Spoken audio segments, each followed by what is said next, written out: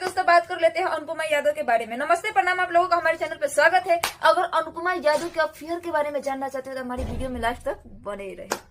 हाँ तो बात कर लेते हैं अनुपमा यादव के अफेयर के बारे में। हाँ तो खेसारी भैया एगो इंटरव्यू में कहले रहलन केहू के साथे अफेयर भइल आम बात बा, एमे कोनो ज्यादा टेंशन वाला बात नहीं है, छोड़ी जाए थी।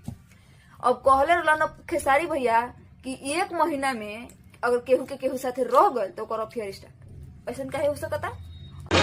हमारी शादी में अभी बाकी है हफ्ते 400 बरस लगे, ये हफ्ते कैसे होंगे पार नहीं कर सकता मैं, और एक दिन भी इंतजार आज ही पहना दे, पहना दे, पहना दे, आज ही पहना दे, तेरी गोरी बाहों का